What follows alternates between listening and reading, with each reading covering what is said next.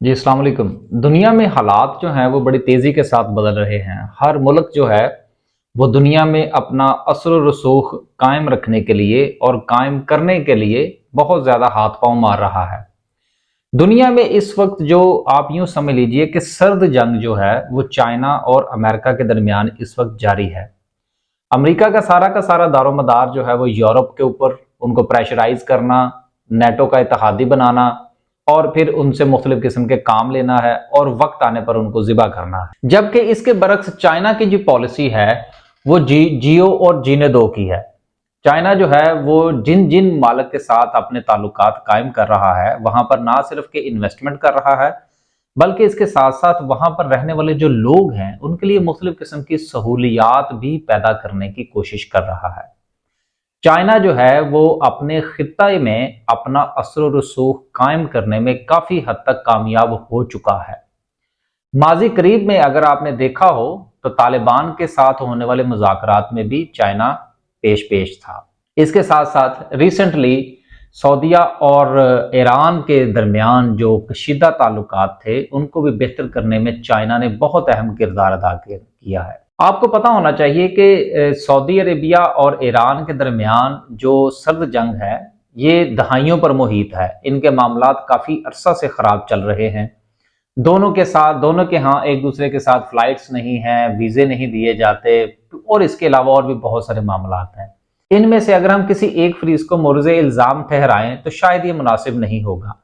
دونوں اطراف سے کچھ ایسے اقدامات اٹھائے گئے کہ جس کی وجہ سے ان کے درمیان جو خلش ہے اس میں ہر گزرتے ہوئے دن کے ساتھ اضافہ ہوتا چلا گیا۔ پاکستان کے لیے یہ ایک اچھی خبر ہے کیونکہ پاکستان کا ایک ہمسایہ ایران اور سعودی عربیہ کے ساتھ ہمارے بہت ہی درینہ تعلقات، ہر معاملے پر سعودی عربیہ نے پاکستان کی مدد کی ہے۔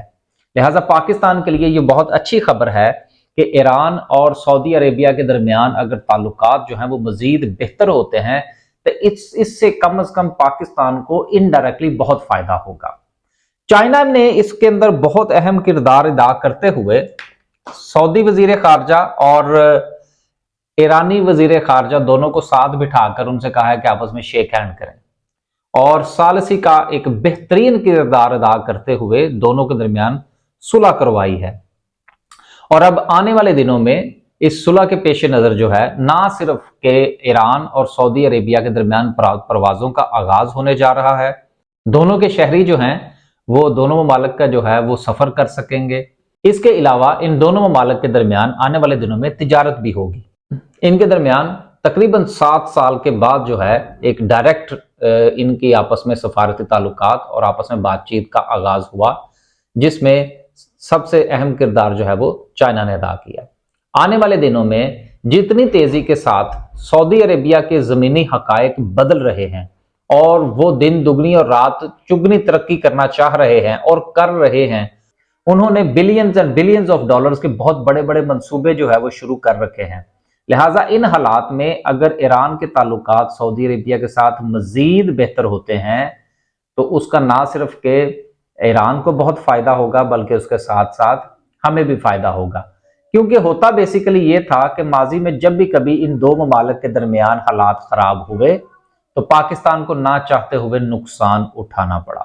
تو ہمیں چائنا کا بھی شکریہ ادا کرنا چاہیے، سعودی عربیہ کا بھی شکریہ ادا کرنا چاہیے اور ایران کا بھی شکریہ ادا کرنا چاہیے، کیونکہ چائنا کی وجہ سے سعودی عربیہ اور ایران کی دوستی پاکستان کے لیے آنے والے ایک نئی سحر کی امید ہے۔ اللہ حافظ۔